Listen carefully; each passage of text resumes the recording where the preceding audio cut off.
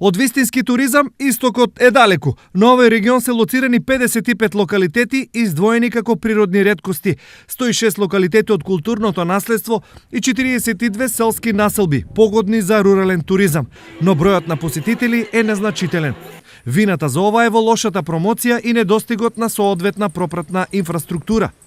Треба да постојат и можности за станување, значи можности за сместување, соодветно за преспивање, за исхрана на туристите и така натаму. Значи треба да се најде начин како не само што има убави природни, културни, рурални средини и така натаму, него да секако неопходно е да можат туристите некаде да преспијат, да бидат сместени и така натаму. Досега туристички се промовирани само Беровско езеро и Пониква, а неоправдано запоставено Калиманското езеро, сметаат експертите. Зошто? Затоа што е уникатно езеро со најголема бранова разгранетост во Македонија, Вештачко езеро.